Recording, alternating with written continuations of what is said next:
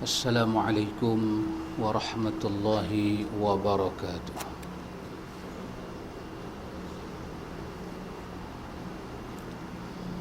Alhamdulillah, nahmaduhu wa nasta'inuhu wa nastaghfiruh wa na'udzu billahi min shururi anfusina wa min sayyiati a'malina. من يهده الله فلا مضل له ومن يضلل فلا هادي له أشهد أن لا إله إلا الله وحده لا شريك له وأشهد أن محمدا عبده ورسوله اللهم ربنا آتنا من لدنك رحمة وهيئ لنا من أمرنا رشدا آمين Allahumma amin. Amma ba'du. Ikhwan wa akhawat, para jemaat yang dirahmati Allah, dalam satu ayat daripada surah Al-Hajj, iaitu pada ayat yang ke-78,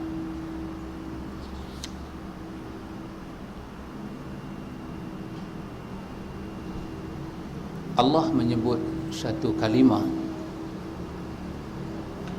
wajahidu fillahi haqqa jihadih huwa jtabakum wa ma ja'ala 'alaikum fid dini min haraj millata abikum Ibrahim huwa sammakumul muslimina min qabl وهذا يكون الرسول شهيدا عليكم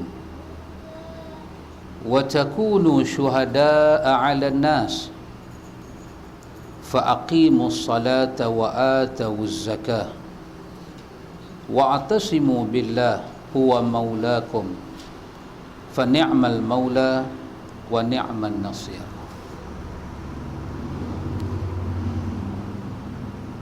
Cuma ayat sepanjang ini kita nak tebuk dua perkara saja. Ayat ni ada banyak pengajaran, tapi kita nak ambil dua sahaja. Yang pertama, Allah kata wajahidu fillahi haqqa jihadih.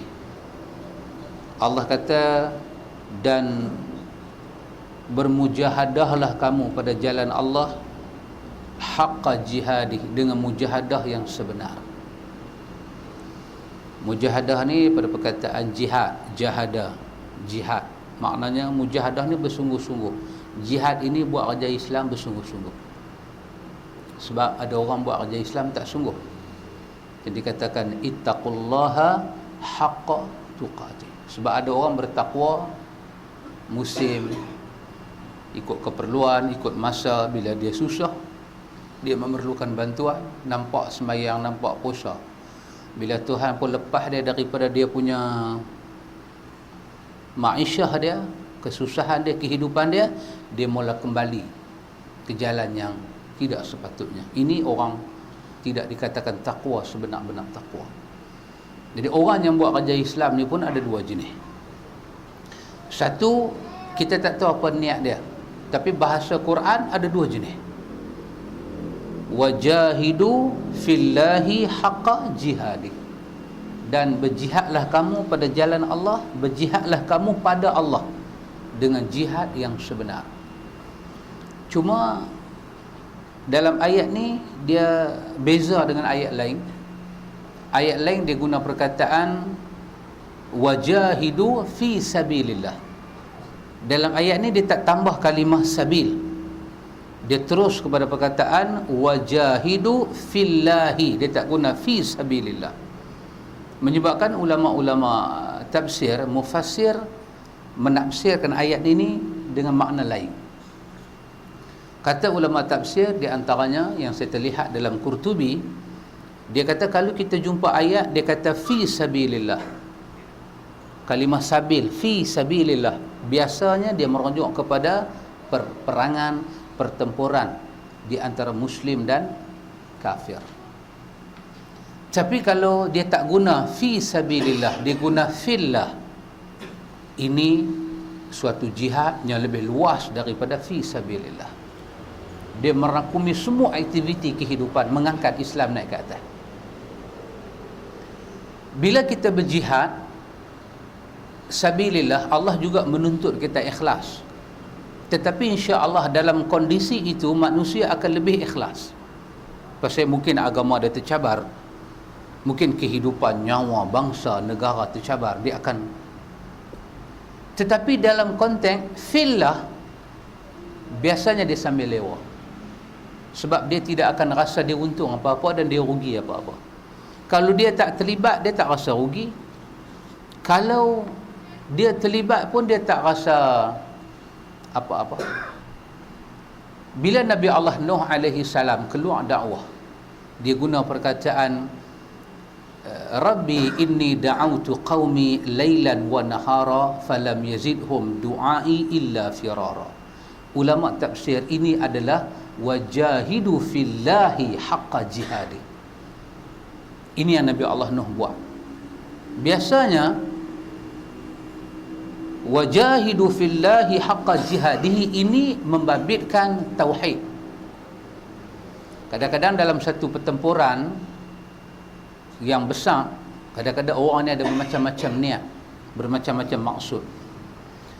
Tetapi di dalam wajahidu fillahi haqqa jihadihi, biasanya di dalam nak mengangkat i'la'u li'i'la'i kalimatillah. Kita nak i'lan, kita nak zahirkan, nak masyhurkan kalimah Allah. Yang ni daripada jiwa. Dia bukan daripada tekanan luaran, dia daripada hasil pemikiran. Kita duduk, kita tengok, kita jadi risau, jadi takut, jadi nak kena buat sesuatu. Dia main daripada hati. Yang ni Allah Ta'ala kata haqqa jihadi, buat bagi sungguh-sungguh. Huwa jitabakum wa ma ja'ala alaikum fid din min haraj. Allah yang memilih kamu, Allah yang pilih. Allah ni dia pilih manusia. Kata Imam Qurtubi, manusia ni ada 3 kumpulan sahaja. Daripada orang Islam ni, daripada zaman Nabi sampai akhir zaman, manusia ada 3 orang, 3 kumpulan, 3 asnaf.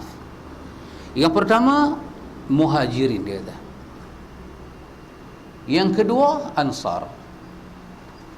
Dan yang ketiga orang yang mengikut muhajirin dan ansar. Itu sahaja. Yang Allah kasih ni je. Sama ada muhajirin, kita nak jadi muhajirin, taklah. Kita nak jadi ansar pun tak. Ansar ini hebat. Walladzina tabawwa'u wad-darul iman. Mereka sanggup menyerahkan diri mereka semata-mata kerana iman. Itu yang hebat di kalangan orang-orang ansar ini.